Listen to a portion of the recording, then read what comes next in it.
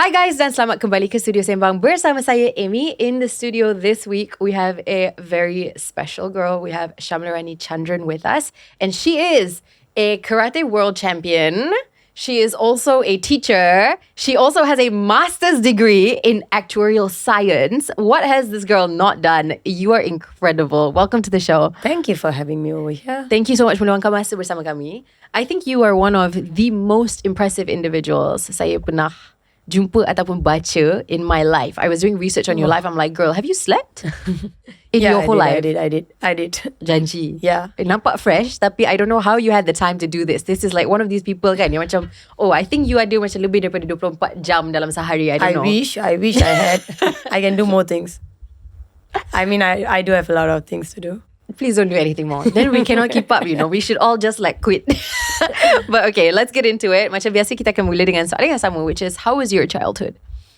I would say my childhood was quite interesting. My entire life has been kind of interesting. As you said, I've been into a lot of things in my life, and I love to explore new things.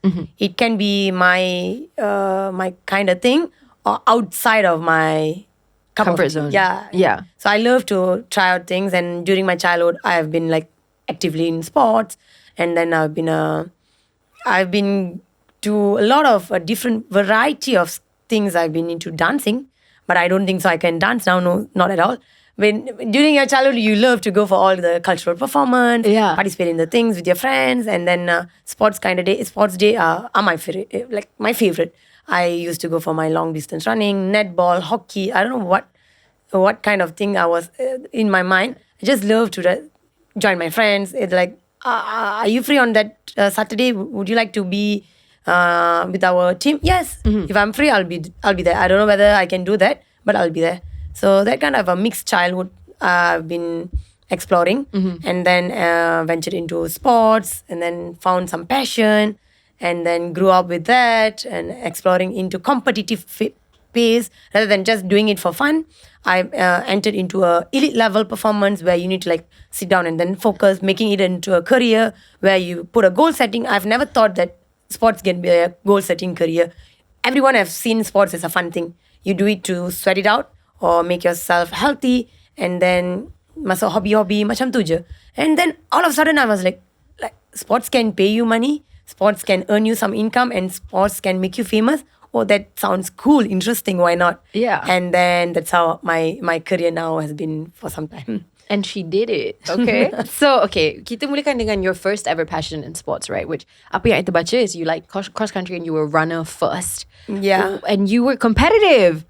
She was a competitive runner. She was really good at it. And so I wanted to ask you, right? So when it came to like any person who as a child terlibat dalam any type of competition, I always find that their mentality is very, very interesting to ask about. So about your childhood becomes very different. Yep. You learn from a young age. You have this like pressure of competing yang mungkin ramai kat luar sana tak boleh relate, kecuali kalau you seorang yang kompetitif daripada muda. How did you get into it, and what about competitions was interesting and exciting to you? Because some people feel like competitions kind of suck. Yeah. There's a lot of pressure. It's too much. Like, I just want to enjoy my life. But clearly you didn't feel that way. So tell us about it. I think it's the adrenaline rush. I just love, it's not just about sports. Any kind of competition I love. And one of the most interesting that out of sports is I love to do Sudoku.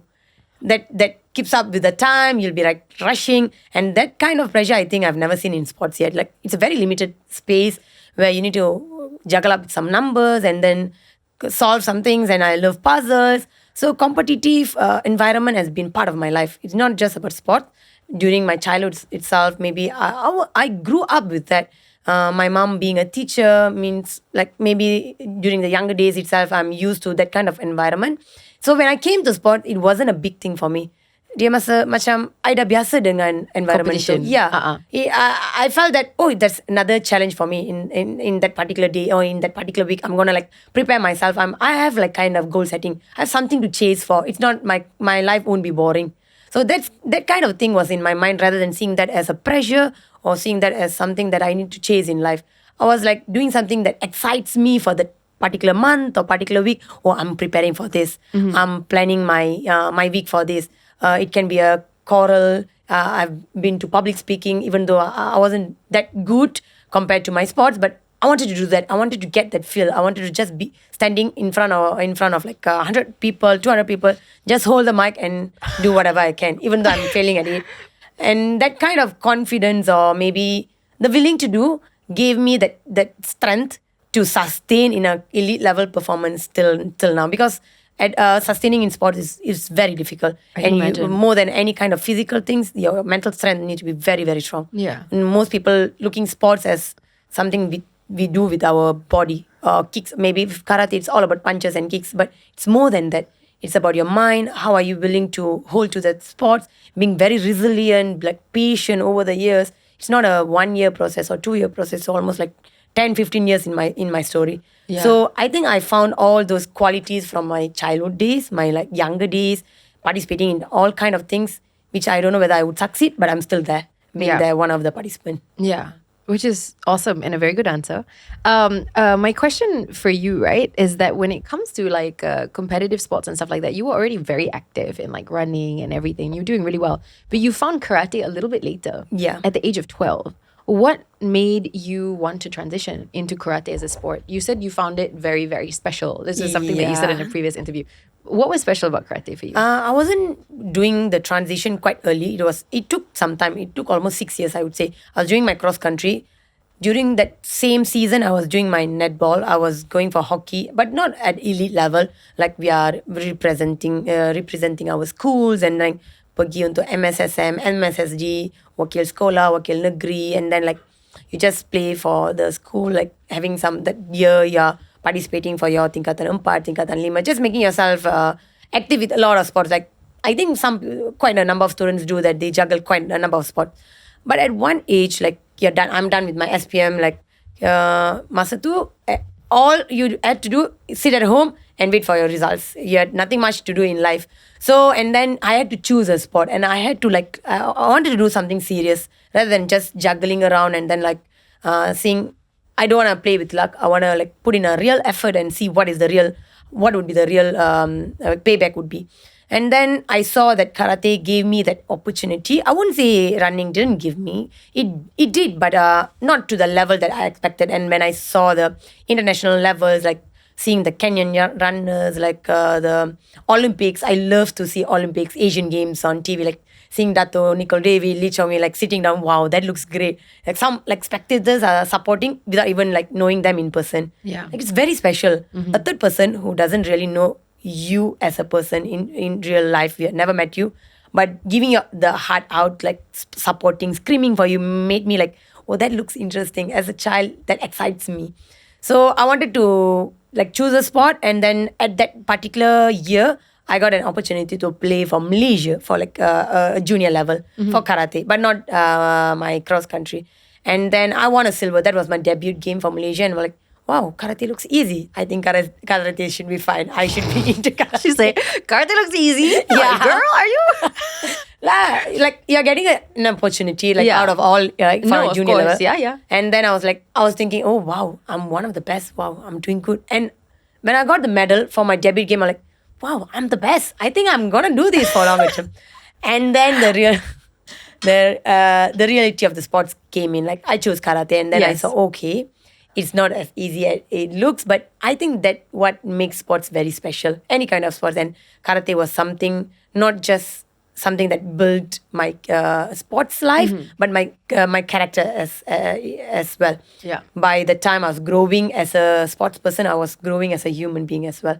As a person who need to cope up with this environment, this world, this lifestyle, the people around you, the way you handle your life. It's not taught in schools. In schools, you learn about skills. You learn about, you get your knowledge from a book, maybe modules, biology, physics, chemistry, which is good for your career. But life, you need to get handing on with in the world, the experience. So I think karate was one of the best way I got to learn all those. So yeah. What was one of the main things that you learned about life from karate, like at the very beginning, that maybe orang takkan tahu benda ni? I mean, I think many people know this very simple concept. Failure is part of life. it is not just part of sports. Dia memang dalam kehidupan kita. And if you think that gonna bring you down, and then that's the point where you're gonna give up, that's your choice. If you're willing to step forward and move forward, there's greater things waiting for you. If you're not choosing, it's your choice again. You're gonna maybe step down, choosing something else in your life. It all comes back to you. Whether you want to take it up, the life gives you challenges to test you whether you're capable of handling it. And if you're capable of handling it, you're gonna see the results. You're gonna see the outcome, and then you'll be like, wow. You'll be really, really grateful to yourself for not giving up, for not putting a stop over there, a full stop over there, saying that, like, so many times I've had a pat on my shoulder, telling myself, Sham, you did great. Thank you for not giving up on yourself a year ago, 2 years ago, or at least 6 months ago. I would have been having a lot of thoughts like, oh, I don't think so. I'm going to do this anymore. This really gives a lot of frustration in life.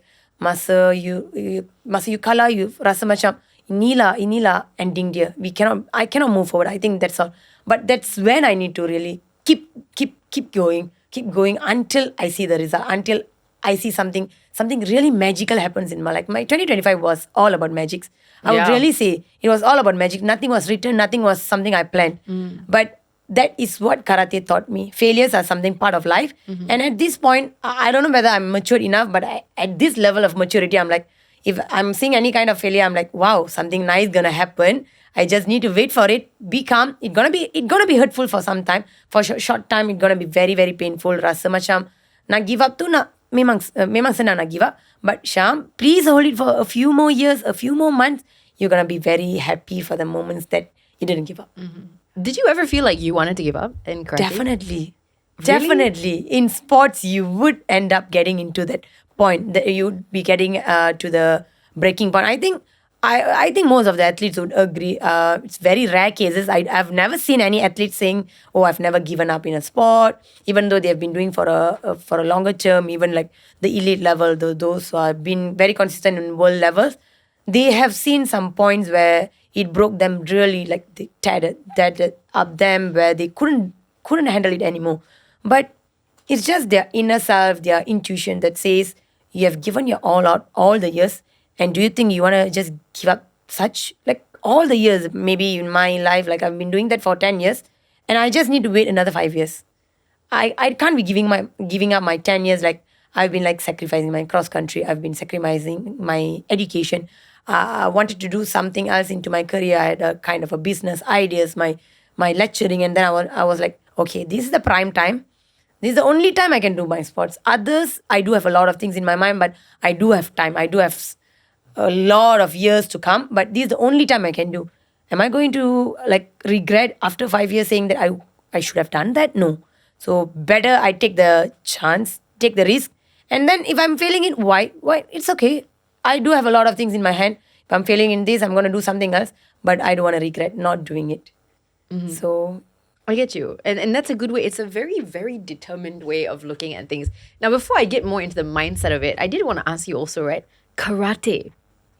So I looked you up on Instagram before you came today, and I'm like, she's so cute. What a pretty girl. And then I watched one of your... Thank you for that. Yes, and then I watched one of your videos fighting. I'm like, she's so scary. Oh my God, the energy, and I think this is a misconception, right? That people always have about perempuan ataupun wanita yang terlibat dalam bidang sukan, especially if you hear something like karate, boxing. Yeah, combat sports mainly. Yeah, combat sports. And then people have this like scary, like, oh, this is a very masculine thing, right? But I wanted to get your thoughts on it. Have you ever had people like this misconception about it? And how do you deal with people's expectation of the sport when actually for you it's not that, You were telling me outside it's a full mindset practice, and karate is more a lifestyle than it even is a sport to you. Yeah. But when people hear it, they're like, how can a woman do this? Did you face a lot of that at the beginning when you made this choice? Not really, since I took up the sports when I was 12. There might have been like, they might have told my parents, but not directly to me because I'm young. Like, you don't listen to them anyways. Yeah. At that age, I'm like, I'm going to do what I like. So yeah. But the misconception, I wouldn't really say into like a girl into being into karate. That's the secondary part. But being into karate itself, any kind of martial arts, they'll be like, oh, karate, you're going to have a lot of injuries. You're going to have your a lot of bone fractures. Like, no, it's not that we are doing, it's a martial art thing. Yes, I agree to that, a kind of self-defense. But when you transition that into a sports, there are rules and regulations. There are particular things that you can do and you cannot do. That's what sports is all about. You can't be just messing around there and doing what you like. You must be doing what you like at a particular way, in a particular manner, where you get to score. And then at the same time, you are respecting your opponent. I'm not just kicking the ass out my opponent and then saying, no, I'm the best. No, it's just a matter of time, like 3 minutes out of the ring. She's my a good teammate. She's from another country. We are sharing the same interests. We are sharing the same love for the sports, of karate. But in 3 minutes, we're going to just fight like you're out of nowhere for today. You're going to be my enemy. But out of that 3 minutes, they are like, we are really being a good friends. So karate being like breaking the stereotype, saying that, oh yeah, you can't be into martial arts, it's going to hurt you. I think all kind of sports have injuries, and I've seen way many sports more than like karate that has like serious injuries. I've even thought to myself, luckily I'm not into that kind of sports. I'm into karate, which is very secured. We can't go for knockouts. We can't like have blood stains on our opponent. We need to really take care of them. We need to punch, but we need to make sure it's within 5 centimeter. We can kick, but we cannot make them uncontrollable attacks. And so karate, I would say, like, since I've been into these sports, I can definitely guarantee that karate is one of the safest martial arts you can take up. It can be either your self-defense way or martial arts kind of thing, or even if you would like to take it up as a sports itself. It's kind of very interesting where it gives you a life control as well. As I'm telling you, under that pressured situation, 3 minutes, you need to win. You need to get some points. You're having a burden of like bringing the name of your country. You're fighting for the gold medal, and still you need to control. There are a lot of adrenaline rush. There are a lot of emotions happening over there, and you are still thinking. That's the most difficult part in karate, and that's the best thing that karate has taught me in life. Because at numerous situations, you have to take decisions, like at quick decisions, where you won't be under any kind of control. The environment will be changing. The variability in your environment is like quite a lot, but you still need to make the best decision that would be affecting your future, maybe the next 5 years, or maybe affecting your career. So that makes the conception of karate being a very hardcore sports. I won't agree to that. I would say it's a good sport to take in as for anyone, not just female or male. But for the second question, as a female athlete, I think more than them putting a mark on me saying that being a girl, would you like to take it up? I've seen people admiring and like looking up on me. Wow, as a girl, you wanted to do that? Are you sure? And like, I've seen a lot of parents approaching me saying that my girl is into karate because she saw you, and you inspired her a lot till I wanted to send her to karate. So that has been quite a lot of comments and the kind of words I've been hearing past years, which motivated me into the sports rather than saying, oh, a girl shouldn't be taking up a martial arts or karate. It's just that I was blessed with a circle of people who had a mindset of looking up on a girl who had big dreams, who really didn't wanted to give up in a sports, and moreover in a martial arts, in a combat sports. So thanks to them for giving me that like positive kind of aura, like a kind of circle. So I didn't have a feel at all being into karate. Like I've never regretted. Definitely I've never regretted. So yeah, thanks to them basically, yeah. And also you for doing it too. Right? Yeah, definitely. Yeah. Even you like and your ecosystem together. Yeah. Next question is about competition. Okay. Because I think like this is another really interesting topic to talk about with athletes. Because athletes are one of the few groups of people di mana diorang dah berjaya untuk mewujudkan competitive atmosphere dengan cara yang healthy dan bukan toxic. Exactly. Yes, because sometimes when people talk about competition, it's like, oh, I'm so jealous of this person sebab dia menang, I tak menang lah, I kalah lah. And it becomes this very like negative thing. Yeah. But in order to be truly successful as a competitor, you cannot do that, demi nak kalahkan seorang, because then you do it and then you're like, okay, now I quit. You know, it's just not a good environment. So from your experience as a competitive athlete, what is the difference between healthy and unhealthy competition, and how do you approach competition? Okay, so the first scenario that you told, like yang perasaan dengki masa kita, obviously when you're going for a competition, the only ultimate aim is to win. Yeah. You're not going for a competition just to lose out. No one, not even the primary athletes or the young kids who are going for competition. They'll be like, saya nak menang, saya nak trophy tu, saya nak yang gold medal. But when you look at like school levels, like you can see the kids or even the the secondary students, when they're losing out, they'll be having that kind of envy, the kind of the anger moment where they lose out the medal.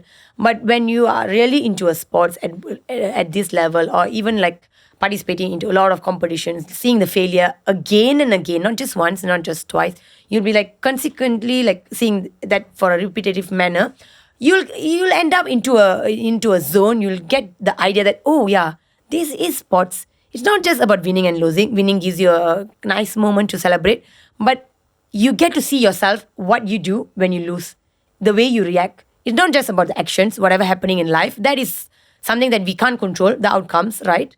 We are doing our best, but I can't, even now, I'm a SEA Games gold medalist, defending it for 3 times. What if I lost the last SEA Games? It's not under my control. It's how I'm going to react to it.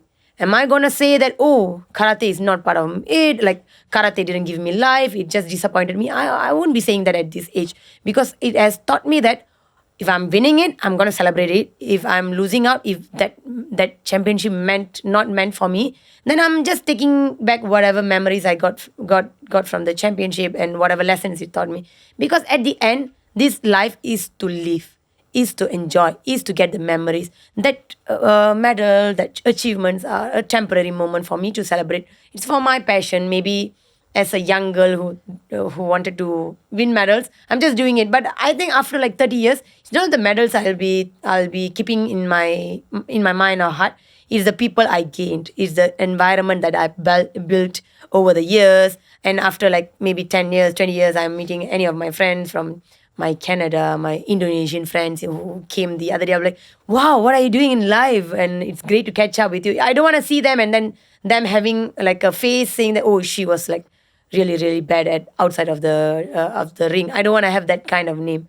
So I think healthy competitive environment is kind of normal to all the elite level athletes. When you get used to it, you tend to learn from your seniors. You tend to learn from the athletes, like even outstanding athletes. When you see like the tennis players, sometimes you can see the top level athletes. You'll be having them into the mind, having the trophy, and they'll be losing out in the first round. And the way they handle the championship itself, the way they carry themselves, gives you a lesson. Wow, that's the way I need to be. Even though I'm losing out, that's the way I'm gonna bring my name as a person, as a person who's bringing the name of the country. I don't want someone to say, oh, that Malaysian athlete or the Malaysian girl is like so jealous. I don't want to have that name. So I think that kind of environment just gives you the happiness or pleasure when you look back, and like when you have that memories in your life, more than medals. Yeah, so it depends on, I guess, what you want, right? Like what brings you the happiness, whether it's like you win the trophy or whether it's actually the journey is more important, Yes. right? Than the Maybe destination. during the primary days, you always like, even as I told you, when I entered the sports, I was like, wow, I'm getting a silver. That medal matters to me. But after some time, you really understand the medal or trophies or the names are the secondary. It's a journey. How are you handling? Am I enjoying the process? The entire 1 year, even though I'm not winning anything last year, if it were to be, I did my best. I did everything that I could. I invested a lot in my sports. I enjoyed traveling. I went met a new culture of people. I willingly went and spent like 3 weeks into a training camp. And the process is what I've been loving for the past year. And that was the result that has been reflected. I think when you love the process without any expectation, you tend to get all the blessed things in your life. Yeah. Okay, I have a question for you, right? You're a champion and you have won many, many times. Yeah. Is it more difficult after you win to sustain it than it is to win in the first place? Because this is what a lot of people say, right? Is that when you want to become a winner, it's hard. It's hard. But if you want to stay a winner, It's harder. even harder, right? Yeah. Yeah. And I can imagine the pressure, like after you win, must be crazy, because every time you step out, you're like, I have this benchmark. I set this. So now everybody's going to expect this from me. How do you handle that? Definitely, it's keeping up the sustaining the title is even more harder, because any kind of my debut championship, it's the word debut itself, you're having no kind of expectations from anyone. They'll be like, okay, go and try. Let's see what happens. You're just qualifying it for the first time. Even for the World Championship that I got last year, it was my debut World Championship. And then I qualified on merit. I was like, wow. It was in my bucket list, but I didn't know that gonna happen so soon. It was like, because I missed one of the opportunity to qualify for the championship because of one of the tournament. I couldn't make it to the championship due to some clashes.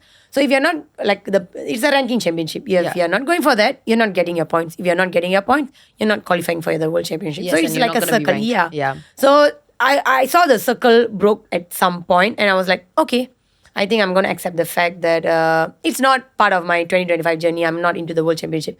And out of sudden, I got my Asian silver. Like, Asian silver was a big hat-trick thing for me. And I got a news, okay, Asian silver gets you a spot to your World Championship. Wow, that sounds so great. And like all of a sudden, something that not in your books is happening in your life. So it was like zero pressure, and no one qualified for that championship that particular moment. So all they wanted me to do was to come back without any injuries, because the main target, ultimate target, was SEA Games. That was the Malaysia's whole target for the year. And when I went in, I was like, okay, I'm going to do my best. I'm going to just do whatever I've prepared. And out of all, I'm in my finals. And that day I got into my finals, I couldn't sleep. I was like, am I really into World Championship finals, or am I just playing a SEA Games over here? It just felt like very normal, because I had zero expectations, zero pressure. No one is calling me saying that, okay, you need to go. You need to make sure, sometimes when you go for games, every day, every single day, some people will be coming there saying that, okay, we have a hope on you. I hope you can get that medal. I okay, yes, I'm going for my best. I'm not saying I would do anything miserable, but let's see what happens. But my World Championship, I had nothing sort of that. No pressure at all. Yeah. And when I won that silver, the next immediate thought was that, okay, I need to sustain that for my next World Championship. That's oh my God. It's crazy to know that I got a silver, and it's even crazier to think about sustaining that for the next term. So that's the biggest pressure. That gives you a lot of it's just the kind of a responsibility you give to yourself itself, because you have seen yourself at that level. You've seen yourself competing with the world champions, beating the world champions, like 3 world champions into my pool. And I need to do that. I need to repeat that again, in another 2 years or 4 years. So that's going to be difficult, but taking up the challenge makes it interesting. For my first SEA Games, it was nice to be a gold medalist. But going into the second SEA Games, the pressure was there. But the only thing that I told myself, I'm not going to allow that to affect my performance. I'm not going to allow that to affect my process, the journey. I want to still enjoy training karate. I don't want to hate that kind of journey, saying that, oh, this is difficult. Keeping up the pressure that pressure is always being there. But how I say it, how are you reacting to that? Cara kita nak react to that environment says about you, or gives the ultimate thing handling the life. So it has been nice, keeping up for the second time, and then the third time, everyone hey, making it for the third time would be nice, hat-trick. The word hat-trick sounds really good. Yeah, I want to do that hat-trick definitely, but I can't be taking that. It's so simple. I have Vietnamese over there, Vietnamese. Except my category, all the category was Vietnamese gold medalists, female. Yeah. So Vietnamese girls are really strong. And then there was a Thailand athlete, there was a Philippine athlete. Every one of them are really a competitive athlete. It's just that, am I doing my best in my journey? Have I given my best? I'll make sure, if compared to my competition, I'll make sure I'm the best in my training. I'll be superseding everyone in my training. And that is the only thing I can control. If I can control that, whatever outcome I'm going to get, I'm going to accept it with my whole heart. It can be silver, it can be gold, it can be a first round a loser. Just that I'm going to learn from that. Okay, I've done something wrong in my training or in my journey. I'm going to just change that or modify that. But enjoying the process has been part of my life. After some failures, I learned this in a hard way, to be honest. I wasn't this way. I used to say that, oh, I'm losing it. I've put in so much of effort. The life is not giving the life. Life is not always gives you the way you want it at some points. Yeah. So you'll be like thinking, oh, isn't like why isn't it fair? Life seems to be unfair at so many times. I've been like putting my heart out, like sacrificing a lot of things in life, and you want to do that to me? You want to show me as a first round loser? I've been that girl, like complaining, saying that, oh, life has been so unfair compared to my teammates, to my athletes. I've been doing a lot of things. I've been training like 12 sessions, 15 sessions per week when my teammates were training 9 sessions. I'm not putting anyone down, but I know the amount of times I like go alone and do extra stuff, like just to make myself at least 1% better. But after time, I learned that it's not the end process. It's what you have been doing the journey. And you would ultimately achieve it. It's just a matter of time. It's just going to take some time. You just need to be patient. Yeah. So learned it in a hard way, but keeping it to my life. Okay. Can I ask a bit of a hard question, right? Yeah. What changed that mindset for you? Like, how did you go from being the girl who is like, oh my God, this sucks and it's so unfair. I'm putting in so much effort. Yes. How did you change from being like, a bit of the victim of the situation? Because I think a lot of us, this is so relatable. I relate to this, right? So many times it's not just about sports. It's about your life. Because as I told you, life is not fair always. You need to accept that. And you're like, damn, man, I feel like I'm working so freaking hard and sacrificing everything. This sucks, right? How did you change from that to like, actually, no, I just need to like chill out, get a grip on my head and like keep going? How did you change that? Failures. I got one of my worst failure in 2023. I think you got my bio really well. 2023 wasn't my I would say great year. Like I would put 2023 one of the least achievements in particular in my order. Yeah. But now looking back, I think 2023 taught me the most valuable lessons that not even 2025.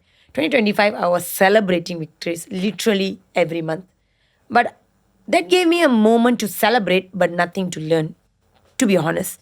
I didn't learn much because you're like enjoying that moment. You're winning your medal. You're standing on the podium. What else would you be thinking? You'd be enjoying like celebrating with your friends, like enjoying the moment, holding the medal, giving interviews, taking photos, like submitting all your documentations for this, that, and so. But when you lose, you have nothing to do rather than overthink. Yeah. You'll be sitting down, just thinking to yourself, questioning life, questioning every kind of effort you have put in. So I wouldn't say it was one of the worst year, but just that I had a lot of expectations to myself to like, as I told you, I wanted the outcome immediately. I wanted to see that like, I've been doing that for the particular 1 year. I've been preparing with that well. And I wanted to see that result in my Asian Games. And then losing out in the first round, in the preliminary rounds with she was a world champion. So, okay, looking back now, if I was a girl like now, I'll be like, I lost to a world champion. I didn't lose to someone nowhere. I lost to a world champion. And it was a very close match, 4-3. So it's not that just... It's not like a huge loss. Yeah, but last time I was like, oh, I lost in my first round. Oh, no. I couldn't get it. And I was like working all the way, like 1 year for that. Not just 1 year. It's just the process of 1 year. But looking back, I was like working for all 10 years, like qualifying for SEA Games, step by step, Asian Games. All the way to just get here and then you lose. Yeah. Yeah. So I was so frustrated and I chose to stop. I chose to quit karate. I quit karate. I quit the national team for some time being. It was a very hard decision to make. Like, as I told you, something that I loved the most in my life, karate, one of the thing. And at that point, it was one of the most hated thing in my life. I didn't want to train. I didn't want to punch. I didn't want to kick. I didn't even want to hear the word karate. It was like that kind of frustration. I wouldn't use the word depression. I think that's very, very heavy term. And I don't want to use that in every single... Like, I know some people use that, but I don't think so. It's a way to address it. I think it's a lesson that I need to learn that lesson in a hard way, as I told you. Like, now I'm talking like many of them would be listening. They'll be just getting that idea, but they can't experience it. They can't really understand it till they experience it. They need to overcome that. They need to go through that particular thing in their life, in their journey. So that was the moment. I've been hearing this, like I've been seeing a lot of interviews. I've been idolizing a lot of athletes. They'll be like telling me, oh, I had this injury. I quit this sport. I was like, why you did that? You could have like, I was like a young girl saying that, oh, that was easy. Why you didn't do that? But when I was there, it wasn't easy. It wasn't easy. It was very hard to take in, to swallow the pill of like failure at that particular moment. You know what you have done. So I quit karate like for 3 to 4 months. I like devoted all my energy into like my academics because I had a lot of pending stuff to do, obviously. I think it gave me a break. Like life wanted to give me a break. Life has always given me something that I needed, just that I didn't understand, or maybe I didn't see that coming. I was like always saying that, oh, this should have not happened. But like looking back, oh, that was the right moment. I need to get that break. I had to complete my degree. I had to complete my master's. I had to focus on my teaching. Like just deviate myself for some time. Have some family time. Like I've been missing out my family so many times because of my sports, my travel, and so. So I took that time, and then the next year, January, it was like 3 to 4 months break. In the month of January, the team approached me once again. They don't want me to like literally quit karate. I just took a break and I was like, no, I don't think so. I can do this anymore. It's like really heavy when you know that you're not getting the results that you're expecting. And then they wanted me to like compete, even though I'm not training. I was training. I mean, not into the national team. I was like doing a fun thing with my kids, like with my coaching team. So when you do that, 10 years ago, as a young girl, I went to a karate lesson just to enjoy myself, running around there and literally like not thinking about life for the next 2 hours, just sweating it out, having fun, playing games. Even punching and kicking sounds very like too great with your maybe with a like 5 years old, you can tend to see like jumping here and there, not thinking about life, enjoying their time. So I was doing that kind of karate, like that kind of sports. And I was like, no way I'm going for a championship without training. Look back, I was training all year and I was losing my Asian games, my important games. Do you think you want me to participate having me not like focusing on a championship? And that was a World Series A. Why they wanted me to participate that? Because I got a World Series A goal previously. So they was like, no, it's okay. We are not expecting anything because it's the beginning of the season. You're just going to give it a try. We just don't want you to lose out the sport like for a longer time. Just give it a try. And surprisingly, I got my second goal over there. And I was like, I couldn't like express. I was happy, but I had a lot of questions in my life. I was like, bro, I was working my like life out, my year out, like spending every single hours, like minutes and seconds for karate, and you gave me nothing last year. And this year, I just came in for fun, and I wanted to like, okay, I'm gonna just participate and see how does the world level looks like after a year. And you give me a gold medal, and it wasn't an easy fight. Like I beat a world silver medalist in the semi, and I got my final. She was a junior gold medalist, under 21 gold medalist, a very very recent gold medalist, and it was a close match, and I got my goal. And that's when the like transition, the actual transition and the maturity in sports came into me, like step by step. I was like, oh, okay, it's not just like a short term. Sometimes it meant to happen that way so that you can enjoy something really better, really, really better than whatever you are capable of. And that was my World Series A. I lost my Asian level and I won my world level. How can that be true on a black and white paper? When you see on a paper, you are losing out to Asian athletes and you're winning a world level. That it just doesn't, make sense. But that is sports. You can't do that anywhere. You can't be like failing your UPSR or your PMR, like secondary, and then getting a SPM straight A's or degree, getting your flying colors. Just a continuity in your studies. Like that's knowledge. But so sports are so interesting. Like that gives you all kind of moments that you can't really like take in, or you can't express it until you experience it. You'll be like, wow, this is interesting, and this is what makes it to be cool. And no one can imagine that are miracles that I see. I've never seen miracles in my life except in sports. All kind of miracles. Like I don't know. I can list out a lot. Like last year and the World Series A that I'm telling you, I was like chilling around with a 5-year-old kid in my dojo, like just enjoying life like for 3 months, getting out of like a competitive environment. And you're giving me a gold medal. So that gave me a purpose, like that gave me a reason Spark to like, again. Yeah, okay, yeah, you're into the game, girl. You're still in the game. Just that it's a matter of time. You're not giving up now. And like God has given me a way to like giving me a reason to say that, oh, you are. You need to be there. I'm giving you a reason to be there. See, you're not out of the game. You still need to go. And then after that, I think I've been sustaining for now 3 years already.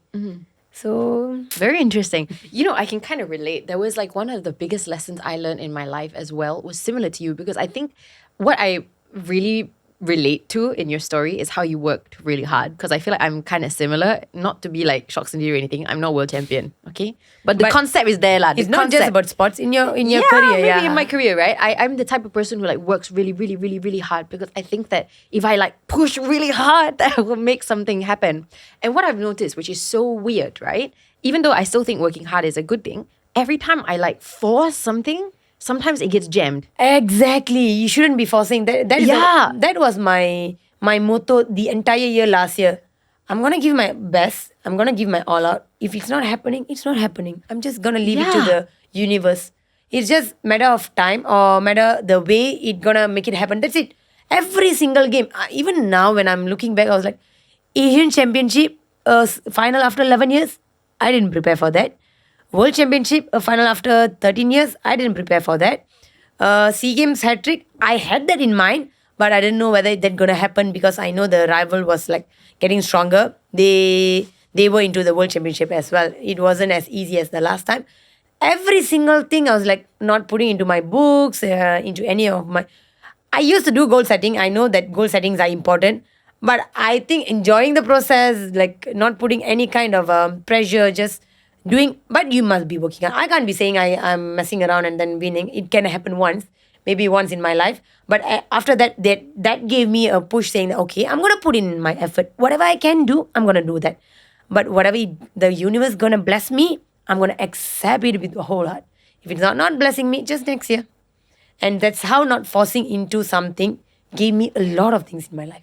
Like what you're saying. Yeah. Exactly. I've also found that to be true. It's so weird. It feels very tabali, right? Yeah. Normally you think that, okay, if I work 10 times harder and then you become really stressed out, you become really then you think you will magically, something's going to happen. But actually when you just take a step back, maybe it's a psychological thing, right? When you force a lot of things, you tend to overlook a lot of small detailing. So maybe when you're enjoying the process and then putting in your work, just enjoying the things that you're really having your heart into it, you tend to notice all the smaller things, smaller details, catching up all the puzzle. You are missing, we are building a puzzle in our life, whatever career we are choosing, sports or whatever you're doing in your life. We are trying to fix our puzzles to make it a complete circle in our life. So every single small details matters. And that thing comes in with a calm mind, when you enjoy it, doing it with happiness, not just forcing it just because I want to do it. No, because I love doing it.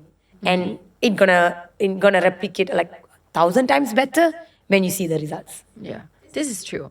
Okay, next chapter of the conversation, sacrifice from an athlete. And I'm so excited to talk to you about this, because normally we hear this all the time, right? Is that if you want to be successful at something, you have to sacrifice something. You have to be ready to sacrifice something. And most of the time, when you look at world champions of anything, that's what they've done, and that's their life work and that's their body of work, and you've done that too. But girl, you have a master's in actual where did you find the time to do this?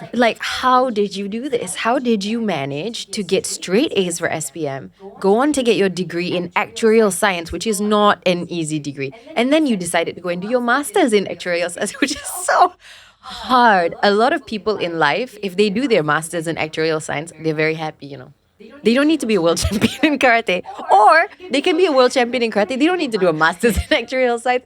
Why did you do both? How did you do both? And please teach us, because I don't have a master's in anything, I would love to learn how to juggle your time, because I can imagine, isn't it a conflict of if I want to practice to become the best in the world, then how can I study at the same time? How? Sham, how? Teach us. It has been part of my life. I would say maybe it's during my childhood days. First, I've been into sports since young, not karate, into sports. So I love to take up challenges. And this was one of the challenge. Managing time is a challenge. I even now, doing that all the while, almost 20 years, But I would still say that I don't have enough time doing the things that I still having in my life. Even catching up with y'all, I've been like I have to push a lot of things in my schedule, and then I need to rush here. But I love doing that because first, I love doing it. Second, one of the most valuable thing that I appreciate in my life is time. Out of nowhere, out of so many things, even with my friends, any kind of gifts can make me happy. But the time they're willing to spend with me is the thing that I appreciate it much, because that's something out of our control and something that doesn't really wait for you. That just it is giving an opportunity for you to make use of it as much as you can, as how you want to do it. There are people who love to enjoy, have a calm lifestyle. I love seeing that people as well. But I've been into this kind of environment, just putting everything into my basket. Like I want to do this, I want to do that. At some point, I even blame myself. Like I should have not taken up that. But yeah, so during my this started when I was in my form 5. During my form 4, like during my SPM days, form 4 and form 5. So I was a science stream student, and then I was into karate, but my cross country way was way like much more time. Yeah, because cross country was into school based event. Karate was like outside, like a kind of hobby. So we used to go for like a MSSM and so on. What happens is that in the morning I need to go for the training, because the centralized training happens in the morning. And I'll be like coming into school. My mom will be driving all the way to school at like 7 o'clock in the morning. And by the time I reach the school, my teacher will be waiting for me to pick me up for the centralized training. And then I'll be going for the training, and then coming back around 12:10, 12:20, and the school ends at 12:50, 1 o'clock. I don't know why. Really. I'll be directly going to my like teacher's office and like getting all the homeworks and breaking to house to do it. No one told me to do that. It's just that I love studying. I was that kind of student. I don't know why. And I wanted to do that. No one forced me. I know like some people, like they force them to do. It's just that I had the love in whatever I was doing. Every single thing. Whatever You love actuarial science? And yeah, I chose that. Obviously, I need to lose that. I can't be choosing actuarial She's science. awesome. So even those younger days, I was like juggling those kind of things. I didn't go to school like for almost 4 or 5 months, and I was doing my biology, physics, chemistry, and maths. I was like, okay, that's quite hard to take in, but I want to do that because I can't be running after that 3 months. That's the only centralized training. That's the only time you're gonna go for your competition. So what I thought, okay, I don't mind skipping my classes, but I'm going to catch up. I need to catch up with that. I need to do my extra work. And that is the extra work I did. I went directly to my teacher's room, and my teachers will be all ready. Not even my friends. They know, like, when Sham is coming back at 12 o'clock, she'll be directly going to the teacher's room. The teacher's meeting room, I'll be there. I'll be like putting all the teachers, teacher, please, I'm going to catch you for the next 30 minutes. I need to know all the homework. Please teach me for this. Just need to clarify that. And that's how I started my like juggling time. I mean, before that, I don't think so. I juggled a lot. I was just studying, like doing things. And then I did my SPM really well. That was the year I got my straight A's. I was like, wow, I can do this. Like, I had the talent maybe to juggle things in life. But it wasn't that easy when I thought that was the most difficult thing I've ever done in my life. Like, no one can do that. But when I came into national team, life has a lot of things to tell me. Like, girl, wait for it. You have a lot more to see. And then I confidently took out my degree. I thought of like, I've done my like 10 modules during my SPM days, like doing my cross country. I'm going to just do my degrees. What, semester basis? Coursework? Assignments? Piece of cake. But oh my God, that wasn't easy. And that's when I learned about, in elite level performance, you have seasons. You have peak seasons. You have off seasons. You have seasons where you'll be focusing on championship. So I sat down with some like senior athletes. I talked with them, psychologists. Because at one point, I took out my degree. I was doing my international sporting things. And then I was like out of Malaysia for 3 months entirely. Like last time I was at least coming back to school. I can ask my lecturers, like my teachers, what is happening in classes. But for the 3 months, I was literally at a training camp at Istanbul, at France, at Amsterdam. What can I do? And that was not an online season. Way back in 2016, 2015, what is Zoom? What is Google Meet? No one knew what was online things. Everything is face-to-face, right? So I thought, okay, I made a wrong decision in life. I should have not juggled so many things. I think I was so greedy. So I put a stop to my degree. I competed into my international competitions, came back to Malaysia. I went and met my lecturers saying like, this is my scenario. And I wasn't into the semester at all. My attendance was zero.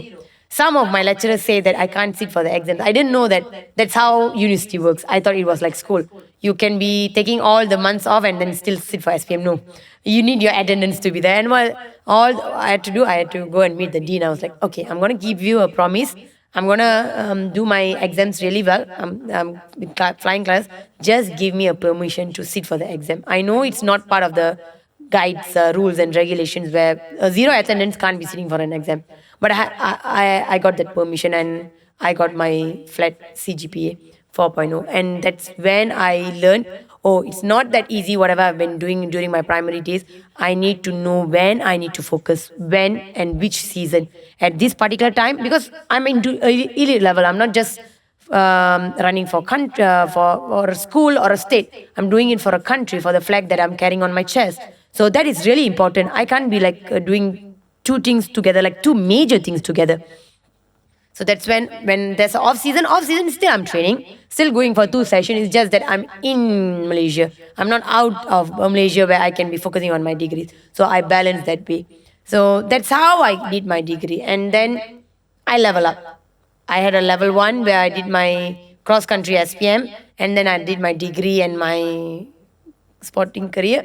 And then I was like, okay, that level looked cool. Let's go for the adventure one. Then I took up my master's and my teaching as well. So now, since you have seen things in life, you know how you have some ideas how it's gonna look like. So I took some time for my master's. I didn't rush my master's degree. It's like, I didn't know, a young girl, I wanted to finish my degree within 3 years.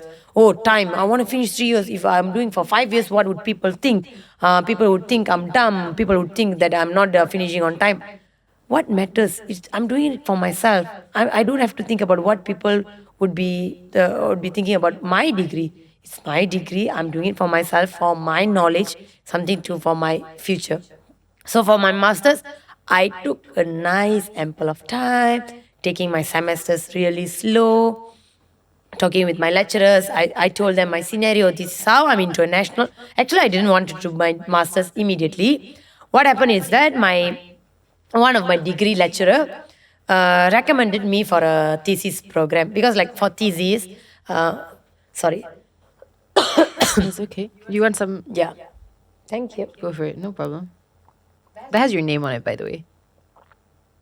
Oh, thank you. I didn't know that. I thought it's Studio Sembang because No, it's on the other side. Yeah. Okay. Yeah. Oh, you're so cool. Thank you. What? So I knew what gonna happen. I'm kind of prepared, like at least 50% prepared, because we saw what happened in my daily life. I told them, okay, I wanted to do my master's, but not as soon as I done with my degree. I know, like I want to take a break. But all of a sudden, my lecturer was, no, I know you're capable of doing this. I wanted to do that, because there was a grant. They wanted a student to take up that like actual science, and not many would be interested to do masters in actual science.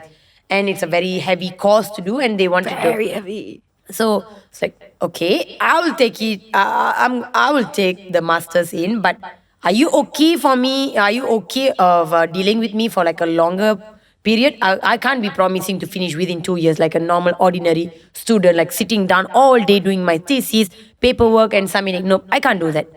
I need to take some time. Sometimes I'll be like out of reach. You can be, even some of my lecturers will be emailing me, texting me. I'll be out of reach. I'll be like, sorry, I was out of town for like 2 weeks. I just came back from my competition, but they knew what is happening. So that's how I took my masters, my teaching, and because I knew that's how I need to balance. I didn't rush anything in my life after, like when I took out my masters. So I took like, okay, this semester I'm just focusing on sending my research proposal defense.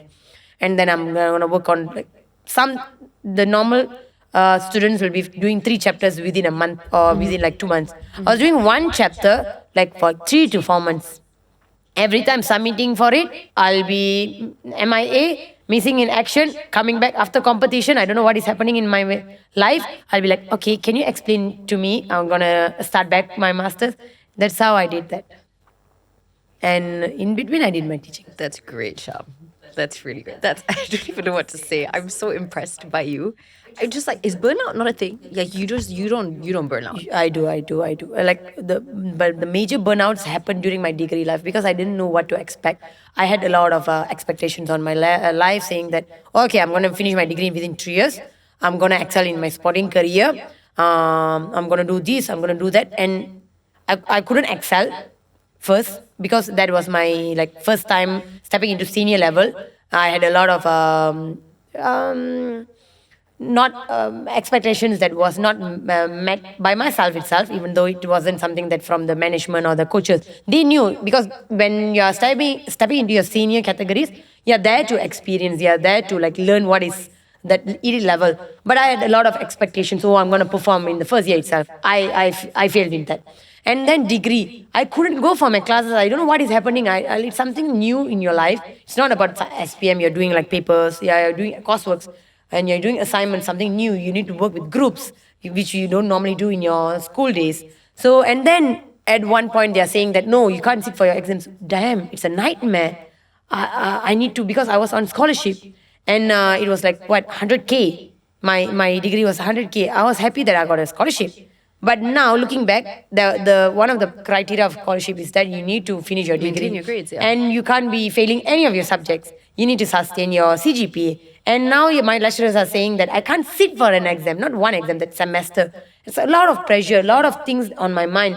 It's either I need to complete it, or I need to get some detention, or I need to like pay back that 100K. And I'm like, just 18. Think about 100K, it's like a huge thing for me. It is, it's yeah, massive. because I opposed a lot of opinions saying that going for national like at the age of 18, or like, yeah, many people want me to do like focus on studies first. Why are you into sports? What sports gonna pay you? Finish your studies. But I chose the decision. I chose to do that. And when I end up being miserable, I can't be like facing anyone and answering those questions. So those kind of burnouts go there. But I learned from it. I understood that that's how life gonna be. It's not gonna be always up. There gonna be downs where you learn, and like from there, I learned that, okay, this is how it's gonna be as an elite level athlete. So not gonna repeat it. I learned a lesson. I'm not gonna repeat that mistake for my masters. So I'm gonna just make it slow and steady. Whatever I can do during my off season, I'm gonna get it complete. Whatever during my peak seasons, I'm not putting everything out of my picture and then just focusing on my sports. So you just learn throughout the process. Life is something for you to learn every single day. Even till now, I'm juggling my life. The next year, if you're asking me, I would be saying, oh, I could have done that better. I could have managed that better. I could have juggled my time better. Okay. That's how you learn day by day. Okay, I do have a wild question for you. Do you doom scroll?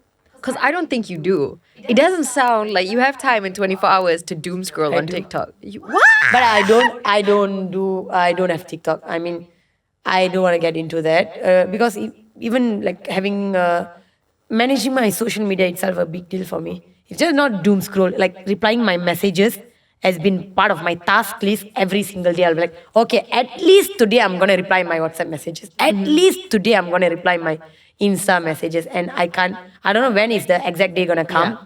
But every single day I'm doing that. So sometimes I do doom scroll, but I do have time limits for my Instagram. So well, it sounds like it because you teach, you study, you also like represent the country. I'm so impressed by you, and I think like okay, maybe a personal question. You don't have to answer this if you don't want to, but I think like in life, right, to be able to fit in all of these things that you do, something's got to give. And have you ever thought like how long you're going to be able to? Does it even cross your mind?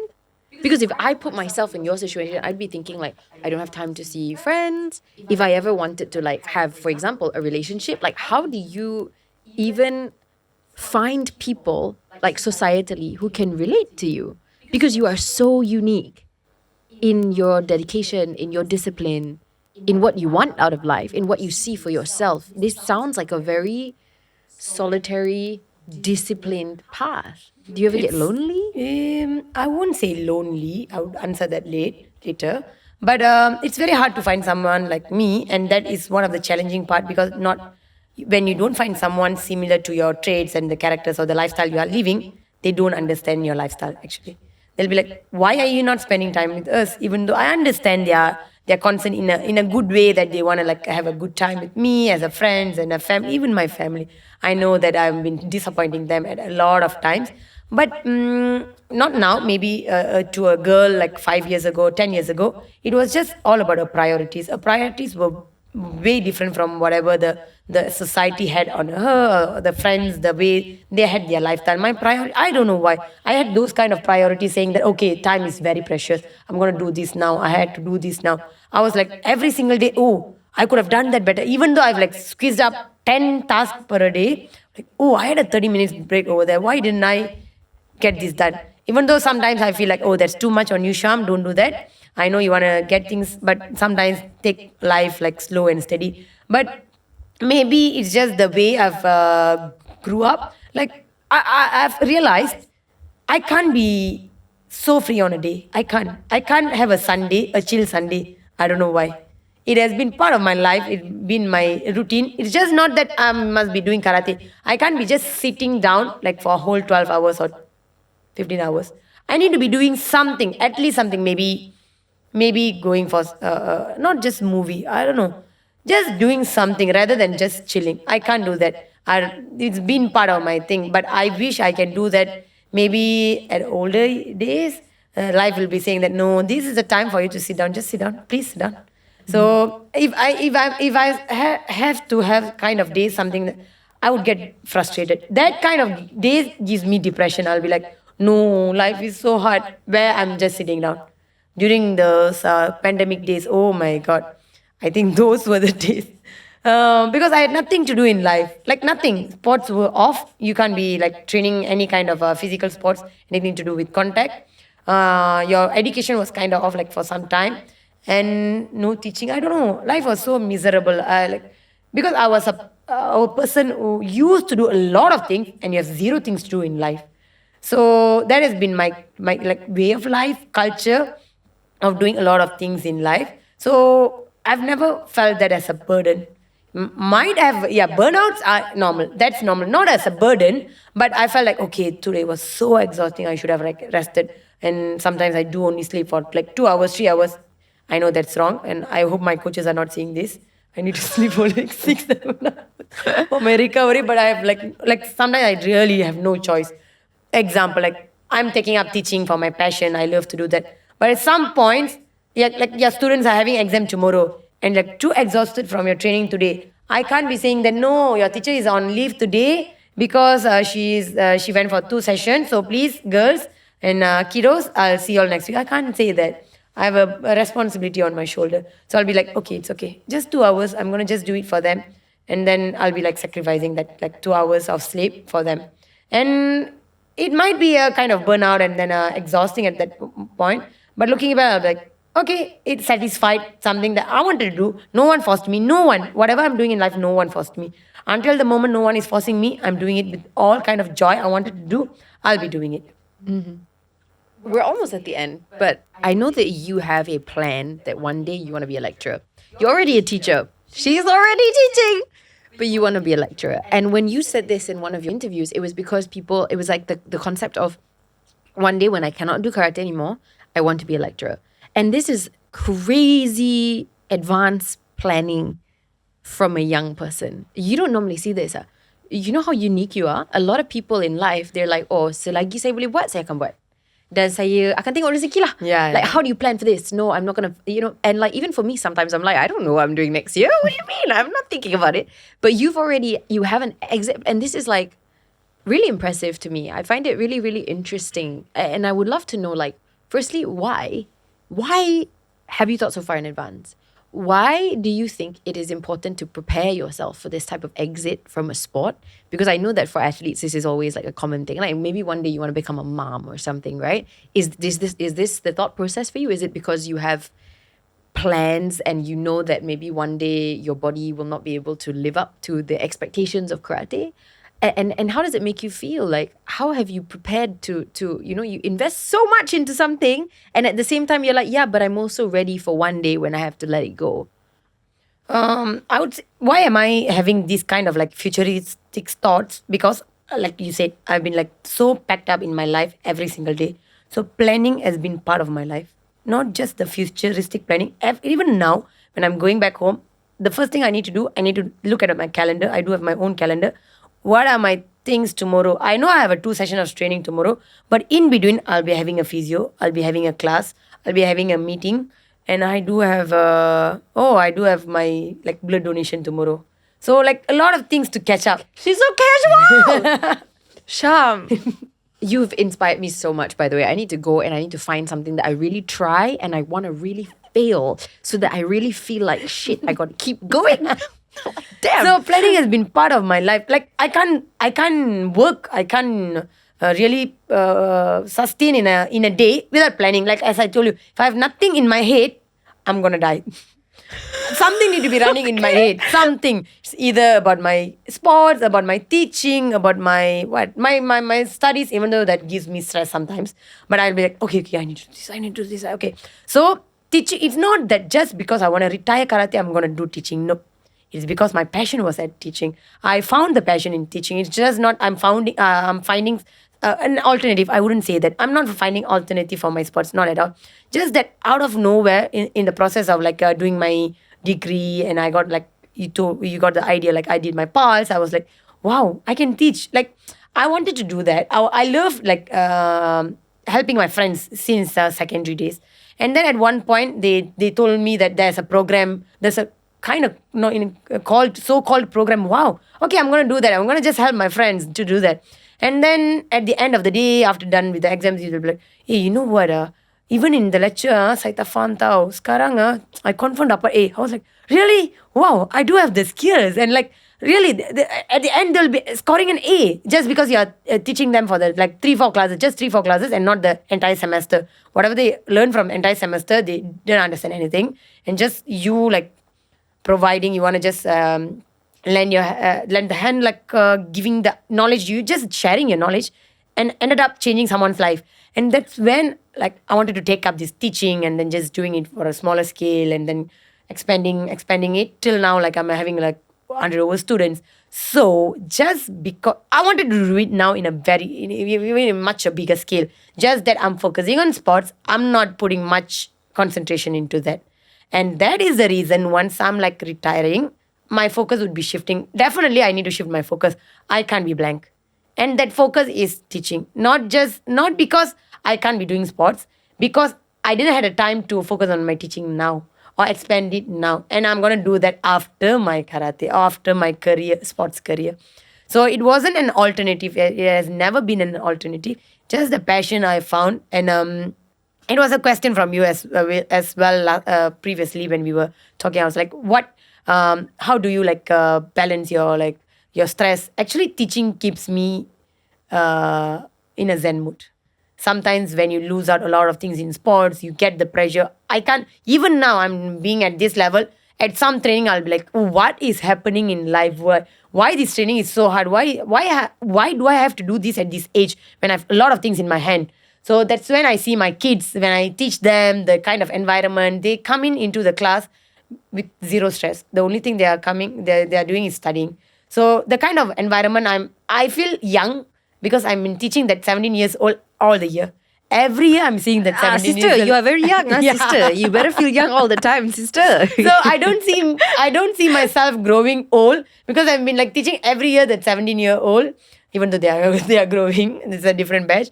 So that's where I find myself, okay, I'm balancing my karate because I'm teaching. Whenever I do my online lessons in midst of my like hectic day, like, okay, I'm like losing all my mind out, just concentrating 1 hour to make their life better, to make someone's life better, to inspire someone else.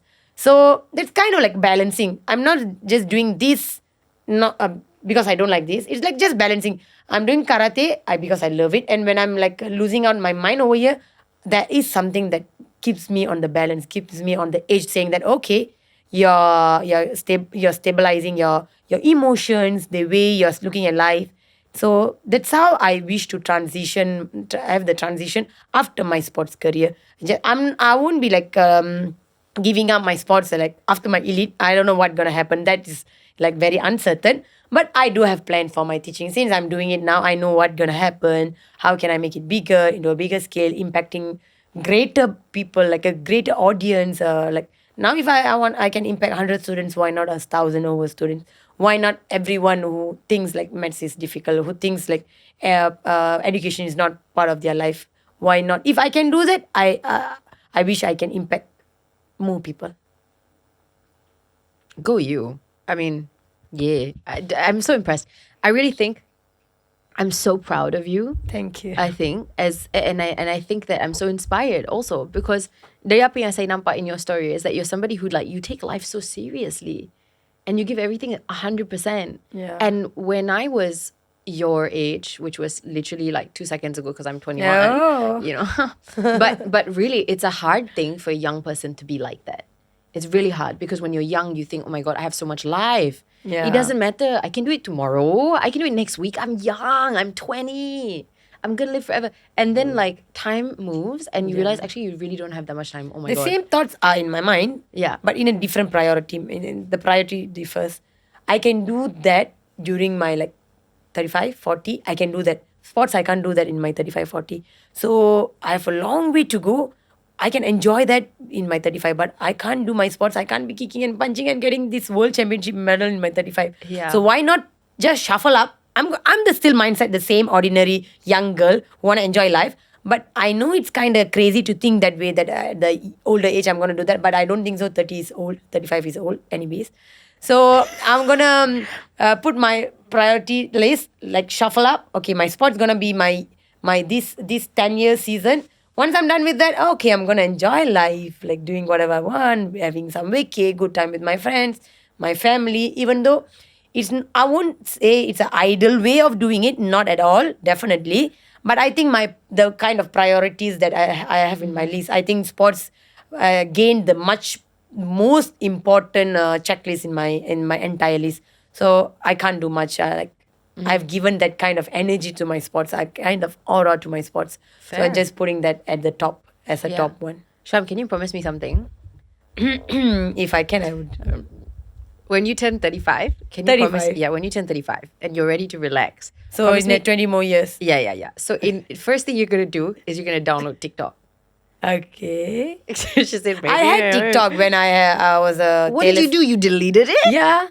I opened TikTok because I had to do content I was like part of the brand ambassador for tailors. So we had to do content. So Yeah. we posted some contents. And then I was like, no, this is a waste of time. I'm going to delete it. So I deleted it. That's crazy. That's so crazy. She's a Gen Z, But- right? Like she's on you're a Gen Z. It's a simple way of controlling myself. Okay, it's like this. I know that I can't control myself if I have the app. So I'm just saying that, okay, Sham, you will be doom scrolling. So what is the alternative way? Let's delete it. Because I know what am I doing in my Instagram sometimes when I get too much into like replying messages, looking at your videos, even your own videos, I'll be like wasting a lot of time. But I can't avoid that social media because that has been my self-branding. part of your job. Yeah, it has been self-branding. I don't want that to happen for another app which gonna drain my another part of energy, which I need it for much more important things in my life. So I might be enjoying that maybe after 10 years. So 35, I'm promising that I'll do that. So yeah. Dude, slay. I'm going to go home and I'm going to be doom scrolling. I'll be like, oh my God, what is wrong with me? Okay, that's the first thing you have to promise me, okay? When you're Okay. 35. The second thing, you're going to call me Okay. and we're going to hang out. Okay, that's Okay. a promise. Okay, perfect. All right. TikTok, I'll give it a thought. Okay. Okay, so we're almost at the end. I have like one last question for you before we go into rapid fire. What's next? Like, what's your plan for 2026? You had the most magical year in 2025 and you killed it. Like, you really did so well. And as you said, you were celebrating every month. What can you share with us about like your goals for 2026? What do you think is going to happen for you this year? More than goals, I would say the lineup of championship that I have. I do have the same Premier Leagues. I need to catch up my points. Planning to like push at least a bit into my World Championship ranking. And then the major Malaysians goal, Malaysia like KBS, the MSN goal is to have their Asian Games. So that's the ultimate target for the country, for the team that has been working really, really hard behind the athletes. Like, you've been seeing the athletes working, but there are a lot, bigger team is working behind us, like every single day preparing everything that is needed for us. ISN, MSN, like our Persatuan, KBS, the Youth and Sports Ministry. So we need to at least, like, whatever they have been doing, not just them, being any kind of spectators, they are chipping in their tax as a taxpayer's money. I'm responsible of using that money every single day, traveling and then enjoying my sports journey. So I need to be responsible of delivering my medals for that. So that kind of championships are there. But at the same time, I'm keeping up the same goal from last year. I'm going to give my best. I'm going to promise to whatever whatever task that has been given to me. But if it is not meant to be happening this year, or like any kind of championship, I'm not taking it to my heart. I don't want it to affect me at all. That's what gave me all kind of push last year. So I'm going to repeat that. Like, something happens, then you're going to repeat that. Yeah. Just replicate that. You don't want to lose that spark, right? Momentum, yeah. Yeah, that kind of spark. I got the spark last year. I don't know whether I'm going to get this year, fingers crossed. But if I'm getting it, I'm going to keep going it. If not, it's okay. It's just like God has given you a lot of things to be grateful, Sham, last year. So I think a year I need to like slow down. So it can be this year. Yeah. So that kind of lineups. Then I do have kind of plans for my other kind of coaching, teaching, but not as major as my games, because my games are, like as I told, my Asian games is my ultimate target. I need to keep up my promise first. And then after that, if I will be having like 3 to 4 months of break. So maybe I'll be shifting my focus over there. Mm-hmm. And what's the structure like in terms of how the industry of sports works in Malaysia now? I think something that's really cool that I've noticed as a fan, right, is when I was growing up, as you said, you had the same idols that I had. 𝙁𝙃𝙄𝙎𝙊𝘿𝙀, you know, we had the 𝙁𝙃𝙄𝙎𝙊𝘀, you know, and I was like, wow, these Malaysians are doing so amazing in sports. And recently, through this experience of me interviewing people on Studio Sembang that somehow all have relation to sports, right, I'm like, wow, Malaysia, we're doing really well. We have so many champions and world champions, and it keeps growing. And I'm seeing like women champions. And it's like nowadays for kids out there, they have more than just one or two. They have so many different Malaysian champions to look up to. And I really hope that this continues to grow. As somebody who is inside the system, an athlete of the system, what type of infrastructure do you think it's growing? Do you think we're headed in the right direction? So that one day the kids out there, they have more than just one or two. They're going to have like so many Malaysian champions to look up to. You think we can get there? Yeah, we are. I think we are in the process, because when you look back, like last time when you're pinpointing, like maybe 10 years ago, we had like two legendary athletes like Dato' Nicole Dewi, Dato' Lee Chong-mi. But when you look back into the Malaysian industry, sports industry, I think every sport, at least 10 to 20 sports, they have their world champion, or at least world championship medalists. Means they are growing as a sport as well, as a industry into a Malaysian sport as well. We are stepping into a different league, not just Southeast Asian level or Asian level, a world level athletes. Yeah, just making the sound that okay, Malaysia is here. We are an emerging country to look up to, and then be ready that we're gonna give a fight. We are not just here to participate. We are here to fight against. It's whether win or lose, we're gonna just give our all out. So that kind of industry we are going into, and then seeing the ministry for past years, YB Hanayo, and also the current ministers. I think they have been doing quite a good job. Like, not just looking into sports career as an athlete, they are taking care of their athletes' welfare quite well. Not just, okay, because after sports, most of the cushioning in our life has been like past years, they don't have much things to do in life. They're like, after sporting journey, like when they retire, they have like, they are really blank. They know what to do in life, because they've been contributing all their life for their sport. But now, there have been all kind of initiatives by the Menterian, the KBS, where there's a program, more well-rounded. Yeah, there's a program called MACE, where they educate the athletes. Okay, you need to build your brand when you're retiring. You need to have some backup plans, not just your sports being very logical, being very practical. Sport seems to be very fun and nice when you're winning, when you're performing. But when you've retired, it is a zero value in your life, unless you know how to make use of it, unless you know how to make use of the skills you have learned into something else. You need to generate into a coaching or spreading the knowledge or sharing it. You can't be competing. Definitely you can't be competing. You're not at the elite level. But what else you can do? That kind of knowledge to my senior athletes didn't really get it, or they didn't really had that idea. But now we got those kind of initiative into the industry, which really makes the sporting, like the kids or maybe the youngsters who want to be into sports. I think the parents would much understand. They'll be like very much cautious. Oh, I don't want you to take up sports. What sports can give you, or what sports can assure you? I think I can assure you that sports can give you a lot of things in life nowadays. Having a lot of a system, a proper thing.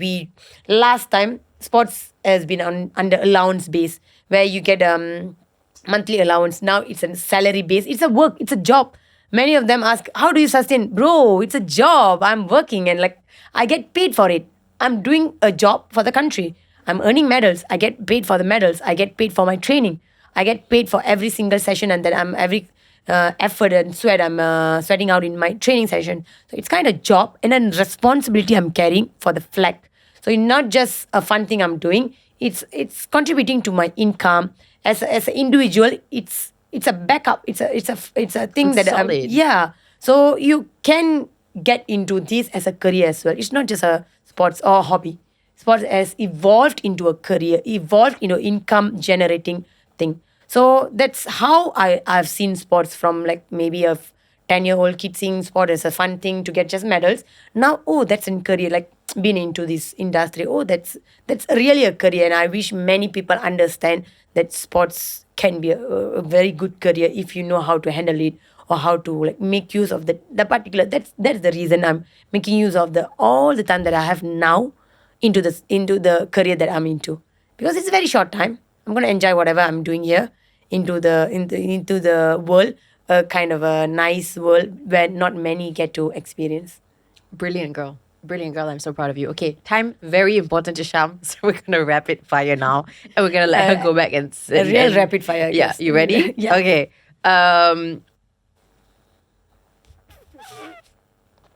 Okay, if you could change one rule in karate, what would you change? Winning a 8-0. I wish I can go for 12 scores. Okay, girl. Then it was quite immediate, but I didn't know that was in my mind. Okay, Yeah, that was she's been quite keeping new. that. She's been keeping that for a while. She's like, I had that on standby. Okay. What is your first thought every time you win a medal? Like the first thing you're like, oh, then they say, Sham, it's you, gold. What's the first thing? Universe that goes into your mind? blessed me. It's not about just me. The universe wanted to give it to me. That's awesome. Okay, the first thing that you have to eat after every tournament, like what is your first, like your celebration meal of like, you come back to Malaysia, what's your first meal? Celebration meal. I can't be, because after every competition, I'm like literally at different places. Yeah. Because we are competing, so I can't be saying that. But if I come to Malaysia, it's definitely a banana leaf. Banana leaf! In Indian, so Yeah, I know. into sambar, into chicken sambal, Oh. and then rice on a banana leaf has been my It's very favorite. dangerous that we're talking about this at this time, because I need to go and find like a banana leaf that's open after this, and it's gonna be I a don't think so. problem. Better luck next time. Yeah. Not tomorrow. She's like, girl, no. Okay. So you teach math? Don't ask me which one do you like. No. Okay, I okay. was gonna ask you. Okay. What is 6'7"?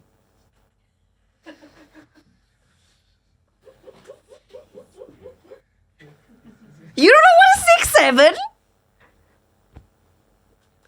Something to do with numbers? 6, 7. Oh my god. Oh my god, the brain rot is so real. Oh my god, guys, we need to never ask this question again. That's so embarrassing.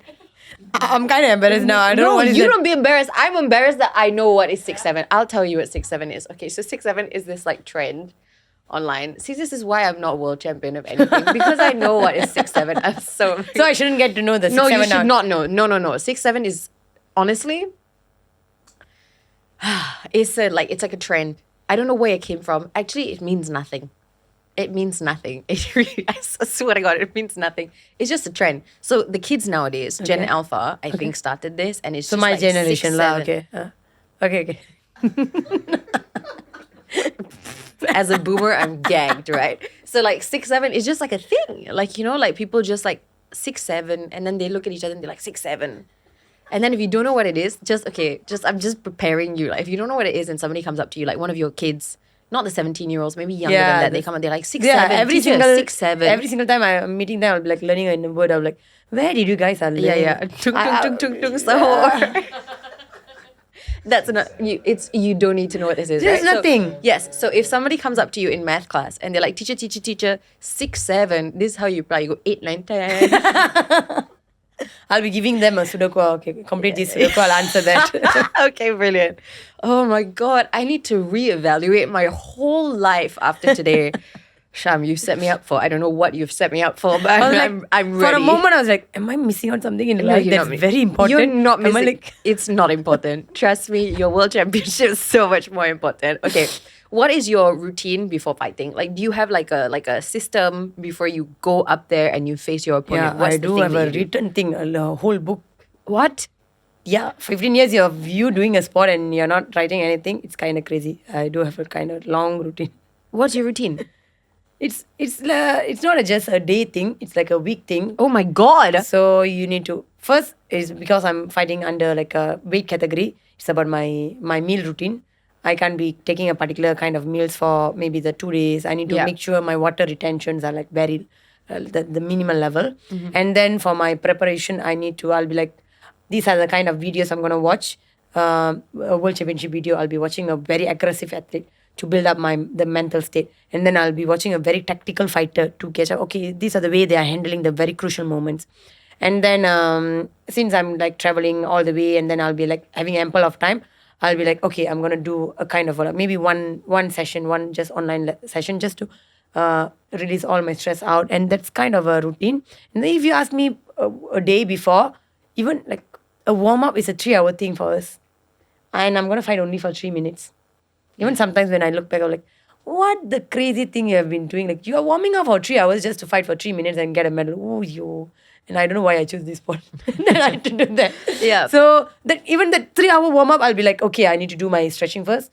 I need to go for my leg swings, some flexibilities, and then some kind of a mobility so that I don't have any kind of a pull during my game. Because by time goes on, you'll be like, hey, this championship, I didn't feel like my body is moving as what I wanted. I had the stiffness. Why? Okay, I'm going to change this routine. Change this. Okay, change it. And at the end, it comes as a book, like comes as a note for myself. It's like a book that I can use. It's kind of very personal, but that's how you learn in your sports because it's a puzzle. And then I merged that puzzle. Like I'm still building that same puzzle every single championship. Yeah. But as much as I can, I'm just making it better, making it more colorful. Go you. If you had a slogan for 2026, what would it be? Like a theme, like like this is my power statement for 2026. I don't know if it's a power statement, but going with the flow. Okay. Did that last year. Seemed to work. Yeah. 6'7". You know. Seemed to work a lot. Yeah. Okay. Last one. What is the most important advice or lesson that you've ever learned, and who taught you the lesson? Most important lessons are not taught by person. It's just experience, as I told you last time. But maybe if you're asking by a person, would be my coach, my like state level coach. When I had like this, I would say consider that as so small failures. He told me that he was the one who told me that life isn't fair always. What we used to believe, if you're doing good, you get good. If you're doing bad, you get bad things in life. That's like principles of life. So be a good girl. I do accept that. But in terms of kind of efforts or things that you reciprocates in your life, you just need to believe whatever you can do, you're doing it as the best as you can, 100% as you can. But don't expect life to give the best like you want. That 100%. It might give you 50%. It might give you 30%. It might sometimes give you 1%. But definitely you're going to get if you're getting 1%, you're going to get the 99% not now, anytime soon. You just need to wait. You cannot be saying that, oh, life is not fair. It's just giving me 1%. It wasted my 99%. No, girl. You're just going to get it. Wait for a moment. A little more months or a little more, maybe 1 or 2 years. And it might not get giving you 99, It'll be giving you 200%. And that's life. That's something to live by for sure. Sham, you are so cool. You are so impressive. I'm so proud. Thank you. To exist in the same timeline as someone so awesome. Thank you so much for meluangkan masa sekali lagi bersama kita. I hope you guys enjoyed and were very inspired by today's episode. And we'll see you guys same time next week. And Sham has to go now. I think I've taken up a lot of her time already. She got things to do. She got another book to write. No. Thank you so much, Sham. I'll see you soon. Thank you. And as for everyone watching, hope you guys enjoyed. I'll see you guys next week. Bye. 6, 7.